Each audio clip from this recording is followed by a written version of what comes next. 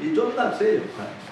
그러니까 존 낙스가 제가 어제도 말씀드렸듯이 다 도시 중심의 종교 개혁을 했던 것에 비해서 이 사람은 완전히 한 나라를 그냥 다 통째로 개혁을 했다라고 하는데 이게 보통 사실 큰 역사를 이룬 것이 아니라 이렇게 볼 수 있습니다.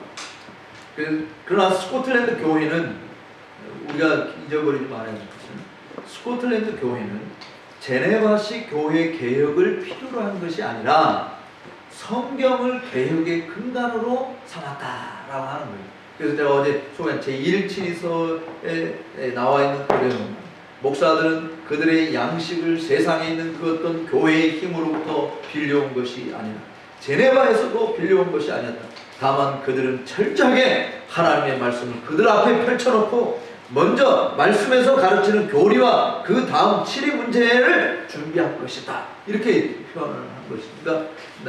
제네바에서 칼빈의 영향을 많이 받은 건 틀림없지만 낙스는 존 낙스의 교회를 세우려고 한 것도 아니고 칼빈의 교회를 세우려고 한 것도 아니고 다른 어떤 사람의 교회를 세우려고 한 것이 아니라 바로 성경에서 말하고 있는 그 교회를 스코틀랜드에 세우려고 했다. 이게 낙스가 가졌던 이상이었습니다.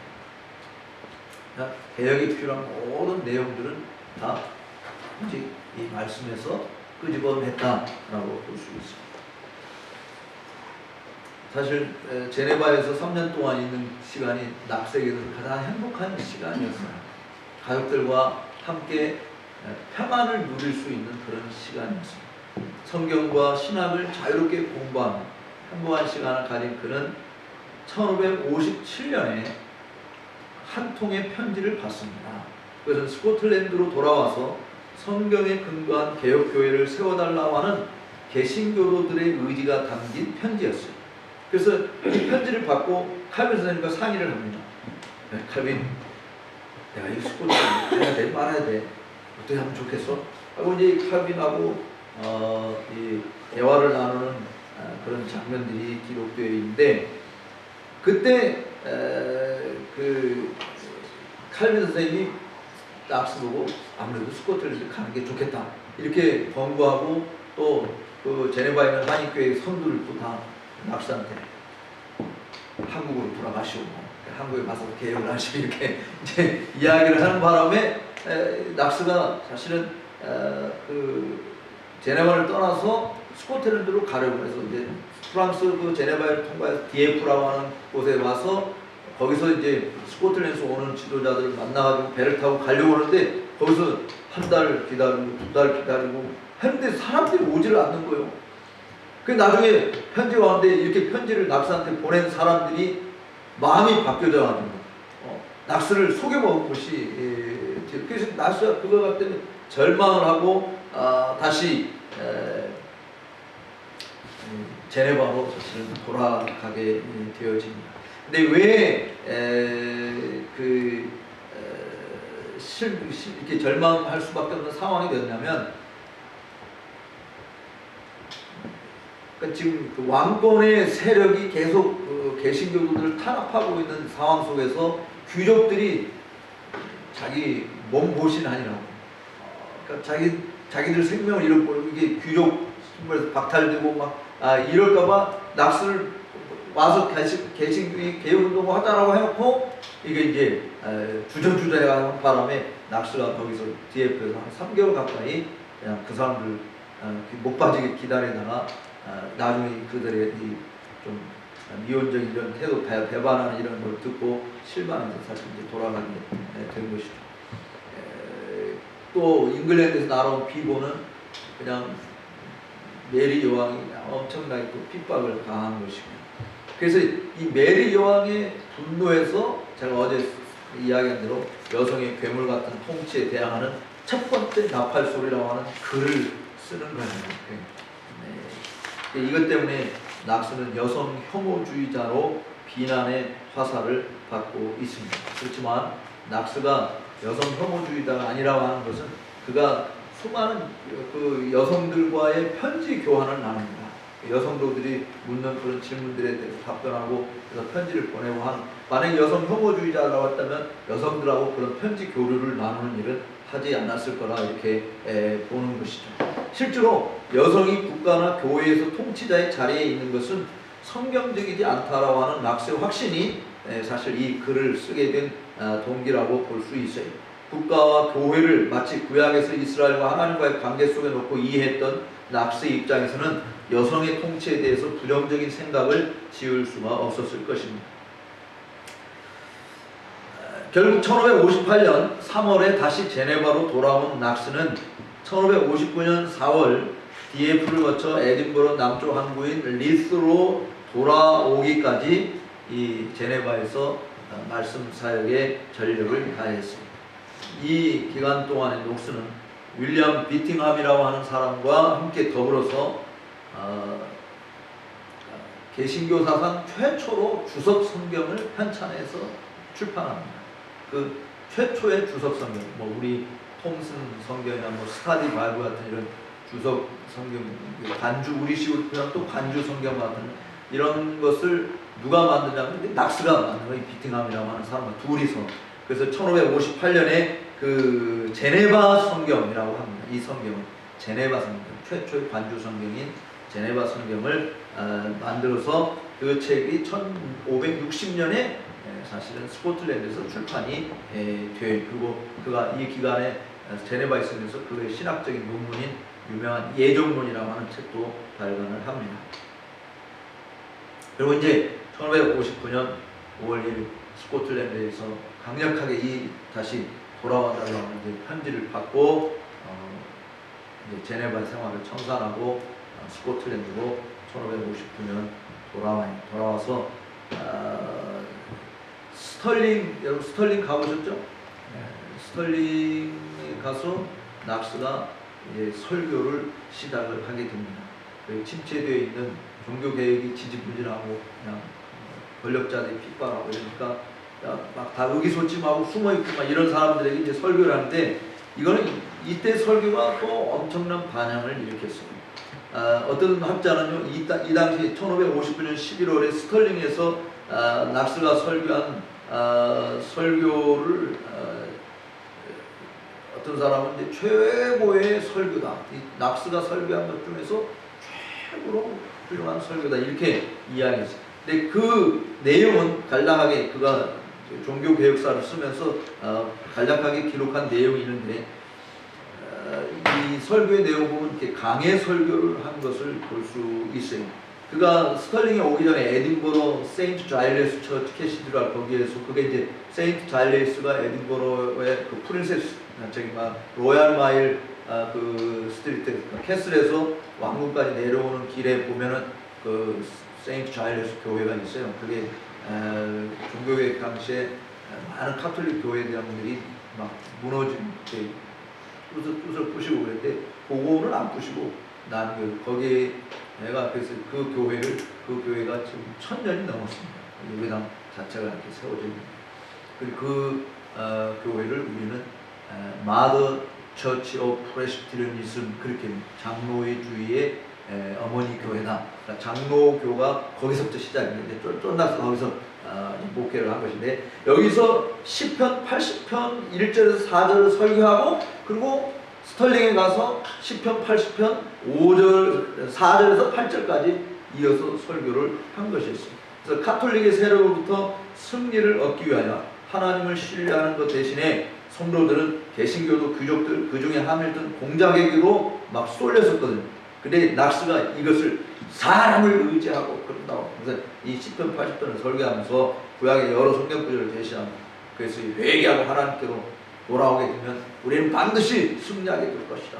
그래서 성도들은 이 낙스의 설교를 듣고 그렇게 사람 하밀턴 공자에게 좀 가서 말을 해볼까 이렇게 기대고 막 이랬던 것을 그냥 다 청산하고 하나님께 온전히 돌아오게 되는 그래서 사실 스코틀랜드의 사람들을 하나님께로 나아가게 크게 전환점을 일으키는 설교를 했다 이렇게 이야기합니다.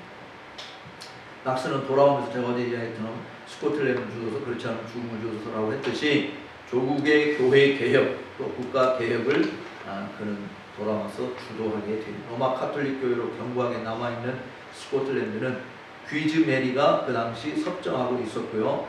그녀의 딸이요 프랑스의 왕세자인 프란시스와 결혼한 스코츠의 메리 여왕과 더불어 개혁 사상을 가진 자들이 옥죄임을 받고 있는 그런 상황이었습니다.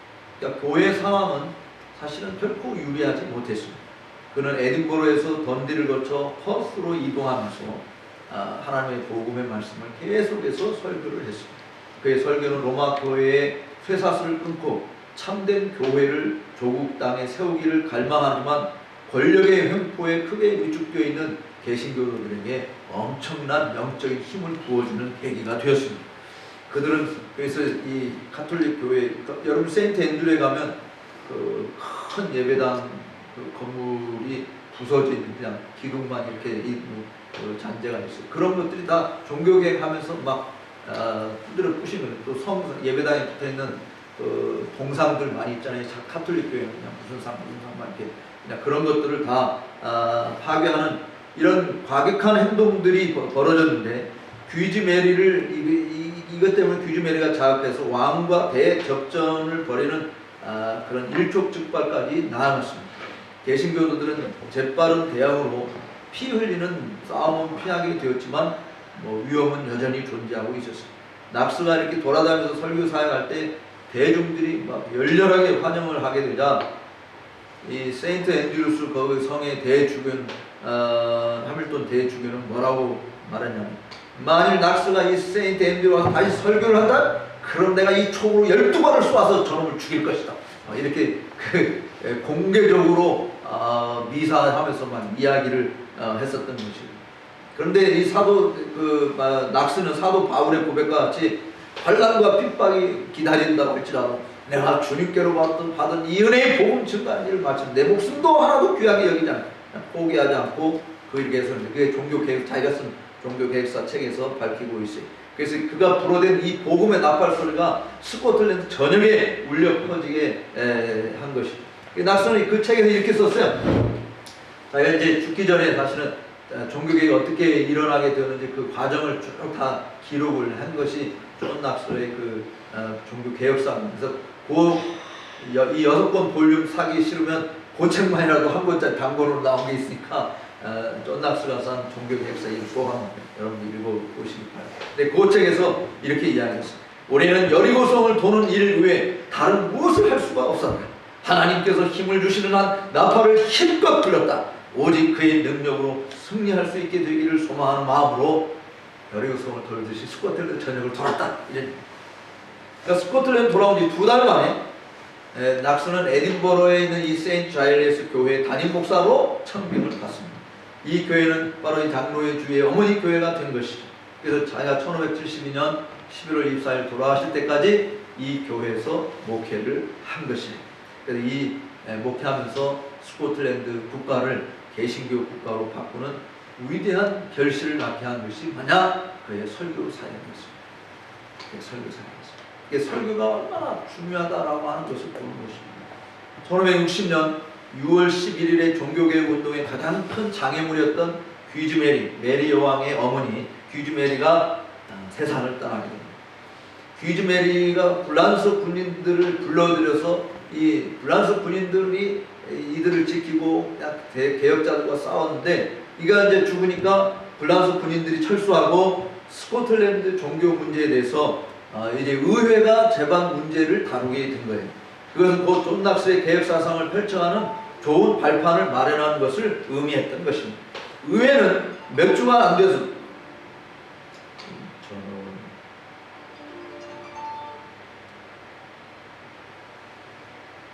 내가 한국에서 민주당과 전화한 것 같은데 이 의회는 몇 주가 안 돼서 카톨릭을 제거하고 개신교주의를 채택하는 법령을 발표를 합니다. 스코틀랜드에서 교황권은 이제 더 이상 존재하지 않고 붕괴되고 미사는 불법적인 것이다. 미사에 참석하는 자는 누구든지 먼저 재산이 몰수되고 감옥에 갇히게 된다. 그래도 미사에 계속 참여하면 추방되거나 사형을 당한다. 이런 법령을 이제 의회가 만들어 놓은 거예요. 그래서 8월 15일에 스코틀랜드 종교개혁의 신학적 원리를 담은 역사적인 문서인 그 스코츠 신앙 고백서가 만들어진 3일 만에 사실 존 낙스를 비롯해서 6명의 목사가 있었다고 했잖아요. 그 6명의 목사 이름 다 존이에요. 그래서 식스존이라 그렇게 부릅니다. 다 존이었어요. 이 식스존이 이걸 만들어서 3일만 만들어서 제출을 하게 된. 그래서 8월 24일에 의회가 이것을 우리 스코틀랜드 개신교회 신조로 채택한다라고 만장일치로 채택을 한 것입니다. 이건 정말 하나님의 도움의 손길이었다고 볼 수 있어요. 왜냐하면 그 의원들 중에는 누가 있었냐면 이건 정말 기득과 같은 일이에요. 거기에 그 세인트 앤드류스 대감독 하밀턴도 존 낙스 총을 10발로 죽이겠다는 그 하밀턴도 있었죠. 주교들이 있었죠. 카톨릭 사제들이 의원들의 대다수를 이루고 있는데 어떻게 존 낙스가 식스존이 만든 이거를 채택을 해줄 수 있는, 이거는 정말 놀라운 하나님의 손길이라고 말하지 않을 수 없는 것입니다. 그러니까 한 사람도 반대 의견을 내지 않습니다. 이 신앙 고백서가 채택됨으로써 스코틀랜드는 법적으로 완전히 개신교 국가가 된 것입니다. 그래서 녹스가 스코틀랜드로 돌아온 지 1년이 조금 넘는 그 시간에 이 스코틀랜드는 카톨릭 나라에서 완전히 개신교 나라로, 그러니까 유럽 전 지역에서 최초로 전 국가가 개신교로 바뀌어진 게 바로 스코틀랜드였다라고 이렇게 볼 수 있습니다.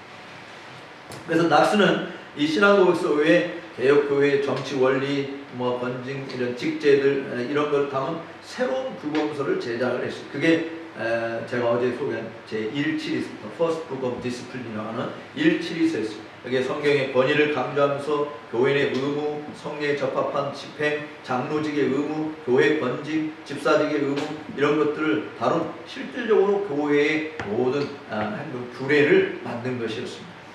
또 물론 이제 이거는 재산권 문제, 왜냐하면 카톨릭 이 교회당이었는데 이게 다 이제 개신교로 바꾸니까 이 재산권을 어떻게 할 것이냐라고 하는 이 부분 때문에 이제 존 낙스는 당연히 개신교 교회의 재산이 돼야 된다라고 하는데, 지금 아까 얘기하는 의원들 사이에 지금 대주교나 이 주교들 이 사람들이 존재하고 있잖아요. 이게 다 뺏기게 되니까 이 부분은 제1질서는 승인을 해주지 않았어요, 의회에서. 그렇지만 1578년에 이제 존 낙스 뒤를 이어서 장로회제를 완성시킨 앤드류 멜빌이라고 하는 사람에 의해서 이제 완성된 제2칠의서가 나올 때까지 실질적으로 스코틀랜드 교회를 세워가는 규범으로 스코츠 컨페션, 그다음에 더 퍼스트 북 오브 디스플린, 제1칠의서, 이 두 권이 그 하나의 행동 강령이라고 할까요? 그런 것으로 이렇게 존재했다고 볼 수 있습니다. 이렇게 급박하게 종교개혁 운동이 진행되는 와중에 낙스는 개인적으로 큰 슬픔을 당해요. 그것은 1560년 12월에 그의 아내 마조리 고에스가 27살 나이로 세상을 떠납니다. 그러나 낙스는 아내의 죽음에도 크게 상심하지 않고 계속해서 그를 부르신 주님과 그의 교회를 위하여 개혁의 불길을 지펴가게 되었습니다. 이듬해 프랑스 왕 프란시스도 세상을 떠나게 되잖아. 그 프란시스의 아내가 메리잖아, 메리 왕. 그러자 메리 왕이 프랑스에서 남편과 함께 지내다가 스코틀랜드의 왕으로 임명이 됩니다. 그러니까 15살에 결혼한 이 메리 왕은 2년 후에 남편을 잃고 1560년 12월에 그의 어머니, 그의 나이 17살 때 스코틀랜드의 여왕이 된 거예요. 근데 이 메리 왕은 카톨릭 신자라고 이야기했어요. 그래서 그녀는 왕국 내에서만이라도 미사를 좀 하게 해주시오라고 또 낙스에게 간청을 합니다. 여러분이 낙스 같으면 어떻게 하겠어요? 여러분 같으면 자기가 왕이잖아요. 왕인데 어쨌든 왕국 내에서만, 카톨릭이 다 없어요. 왕국 내에서만 미사 하여간 관용을 베풀어서 하게 해줄 수도 있었잖아요. 근데 낙스는 하라하지 않았어요. 뭐라고 말했냐면, 한 번의 미사가 1만 명의 불란서 군대들이 침투해 들어오는 것보다 더 무서운 것이오. 이렇게. 그러니까 그냥 미사 자체가 사단이 만든 최고의 걸작품 우상 숭배라고 해서 이거 하나 허용해 준다고 하는 것은 군사가 1만 명 쳐들어와서 우리들에게 해를 끼치는 더 무서운 해를 끼친다고 함께 단칼에 그냥 거절을 하고 납니다. 넉세의 이 경고의 메시지를 전해들은 메리 왕은 기뻐할 리가 없죠. 이를 간. 그래서 1561년 9월 4일에 낙수를 왕궁으로 소환합니다. 그래서 그곳에서 낙수가 첫 번째 메리 왕과談판을 벌이게 됩니다. 낙수는 그 자리에서 군주의 잘못된 행동에 대해서 백성들은 항거할 수 있고 또 필요하면 무력을 사용해서도 저항하겠습니다 하고 아주 이 여왕 앞에서 굽히지 않는 정신을 발휘하는 그 제가 어제 보여준 그 장로의 역사 신화의 그 간판 내용을 막 하가면서 그냥 하여간 여왕의 그 권위 앞에서 전도 위축되지 않고 나는 하나님의 종으로서 공의롭게 이 여왕 당신에게 이야기하는 것이 하면서 여왕이 더못해 당신은 이 나라의 이 나라는 당신은 우리나라의 신하가 아니오. 나는 남작도 백작도 아니고 귀족도 아니고 아무것도 아니고 하찮은 그 상인의 아들에 불과하지만 나는 하나님의 이름으로 부름받은 하나님의 종이 내가 당신에게 말하는 것은 하나님의 말씀을 말하는 이러면서 그냥 이 메리 여왕 앞에서 그런 이야기. 이건 참 우리가 지금 이렇게 민주주의 국가에서는 왕하고 대통령하고 앞에서 이렇게 이야기할 수 있겠죠. 근데 이게 절대 왕정 국가에서 왕 앞에서 이 낙수가 정말 그런 말을 한다라고 하는 것은요, 이게 보통 그 용감 담대한 사람이 이제 앞에서 할 수 없는. 그래서 낙수는 여왕 앞에서 진짜 뭐가 참된 교회냐, 교회에 대한 군주의 의무가 뭐냐, 성경을 들어서 일일이 설명했습니다. 그러니까 나는 로마 교회의 수호자 이렇게 이제 메리 왕.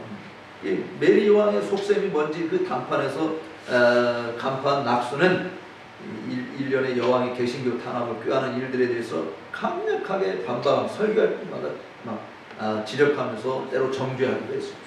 상대방이 군주일지라도 자신은 하나님의 교회의 공적인 임무를 수행하는 사람으로서 모든 죄악들과 사악함을 꾸짖도록 부름받은 자이기 때문에 결코 멈출 수가 없다.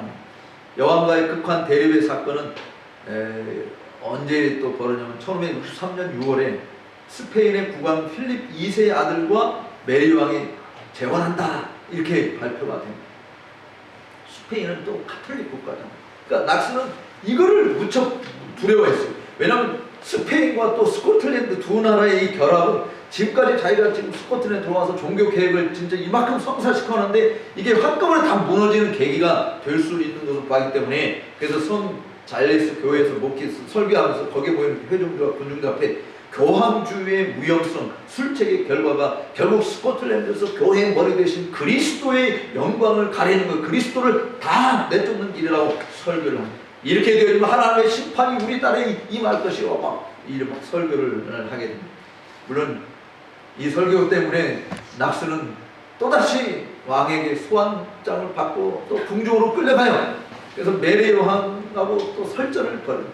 그 여왕은 그냥 눈물을 흘리면서 이야기를 하는 거예요. 그러니까 이게 화가 나고 막 그냥 너무 그냥 서로를 복받쳐가지고 메리 왕이 통제에 대한 말을 내뱉고 막 흐르면서 복수심에 가득 찬 말은 내가 당신을 죽이지 않고 내가 잠을 못 잔다 뭐 이런 식으로 이야기. 그래서 낙수는 나는 당신의 신하로서 당신을 나의 왕으로 존중히 여겨야 함이 마땅하고 순종해야 되지만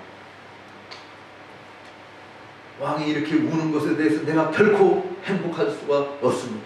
그렇지만 나는 하는 왕보다 더 높으신 이의 부르심에 내가 충성해야 될 사명이 있는 사람임을 잊지 마시기 바랍니다. 군주의 신하로서보다 진리를 말하지 않으면 내가 조국을 배반하는 죄를 짓는 것이기 때문에 하나님의 부르심에 내가 충성을 다하겠습니다. 이렇게 참 남자는 여자가 울면은 되게 마음이 약해지잖아요. 근데 그 메리 여왕의 눈물 앞에서도 정말 굽히지 않고 그런 이야기들을 사실은 담대하게 하게 됩니다. 그러니까 메리 왕이 이렇게 낙수와 마지막 여왕과 그 마지막 만남을 가졌는데 같은 해 이제 추민원에 소환받아서 왕의 허락도 없이 신하들을 집결시킨 죄목으로 추궁을 받은 자리였어요. 아까 이야기한 요때 설교한 것 때문에 이제 추궁을 받는데 그래서 설교 원고를 다 작성해서 보여준 사건이 바로 이때 있었습니다. 근데 이제 어떤 일이 벌어졌냐면 왜 그렇게 설교를 했었냐면 스탈링에 가서 설교하고 있는데 이 여왕이 왕궁에서 몰래 자기 식솔 하녀들을 하고 그것을 미사를 한 거예요. 이 소식이 이제 낙스에 의해서 낙스가 들은 것이 된 거예요. 그래서 그 개신교도들이 미사를 드리는 법령으로 이미 의회에서 미사를 드리면 추방당한 그 감옥에 가두고 막 재산 몰수하는 이런 그 법령을 만들었잖아요. 그러니까 이제 개신교도들이 그 미사에 참여한 신하들을 체포를 하게 된 겁니다. 그러자 여왕이 무단으로 이 왕의 허락도 없이 군사들을 이끌고 자기 신하들을 체포한 이 개신교도들을 지도자 두 사람을 체포를 이 여왕이 체포해서 가혹한 고문을 하게 된 거예요. 그러니까 낙스는 이 소식을 듣고 동료들에게 이 고난받고 있는 형제들을 우리가 살려내야 된다 해가지고 에딘버러에 다 모여라 이렇게 편지를 보낸 거예요. 그러니까 왕의 해가도 없이 사람들을 에딘버러로 집결시켰다고 그 왕과 대적한다고 해가지고 이제 사실 왕 녹스가 비난을 받고 있는데 여왕과의 대면에서 녹스는 주눅들지 않고 자기 자신이 무슨 설교를 했는지 설교문을 다 보여주면서 자기는 진리를 말했고 그 진리에 반대하는 자들에게 뭐가 잘못된지 조목조목 설명을 합니다. 그때 장면을 이렇게 어떤 역사가가 이렇게 묘사했어요. 내게 다가오는 위험에 대한 두려움이 있다고 해서 내가 왕에게 목숨을 구걸하는 자가 되고 싶지는 않습니다. 내 생명은 내게 영화롭게 하기를 원하는 그분의 손안에 있습니다. 그러므로 나는 그들의 자랑이나 폭력이 무서워 내 의무를 중단할 수가 없습니다. 주님의 은혜가 그 기회를 주었는데 나는 나를 보호해줄 그 누구의 도움의 손길이나 무기를 원하는 것이 아닙니다. 나는 내게 준 이 기회를 사용할 청중들을 갈망할 뿐인 것입니다. 이렇게 이야기를 합니다. 그러니까 낙스의 이런 입장이 설교자로서 그가 하나님께로 받았던 사명에서 우러나온 것 외에는 달리 설명할 근거가 없는 것이죠. 그 자신의 태생적인 성품이 강해서가 아니라 그를 부르신 하나님의 소명 때문에 그렇게 당당하게 나온 거예요. 그는 이렇게 말했어요. 나는 내 자신이 주인이 아닙니다. 나로 하여금 명백하게 말하게 명령하신 주님께 내가 순종할 뿐인 것입니다. 지상에 있는 어느 누구에게도 아첨하는 자가 되도록 부름받지 않았습니다. 사실 참 이런 설교자가 이 시대에 필요합니다. 얼마나 많은 목회자들이 사람들 기분 좋게 하려고 사람들 눈치고 장로들 눈치고 그렇게 자신의 소명을 가리는 일들이 얼마나 낙스는 그 대상이 심지어 왕이었다 할지라도 왕을 기쁘게 하기 위해서 하잖아요. 우리는 교회가 왜 개혁이 안 되는가? 왜 교회가 이 시대에 힘을 발휘하지 못하는가? 그 이유는 낙스의 이런 정신이 이런 하나님께로 부름받은 것에 대한 소명을 가지고 두려움 없이 복음을 전하는 사람이 없다라고 하는 것 때문에 그냥 먹고 살고 교회에서 쫓겨날까 핍박받을까 손해볼까 이런 것 때문에 할 말도 못하고 사람의 종로를 타는 거죠. 어쨌든 낙스는 1564년 부인이 떠난 지 4년 만에 3월 25일 마가렛 스튜어트와 재혼을 합니다. 그때 낙스는 50살이었고 부인은 17살이었습니다.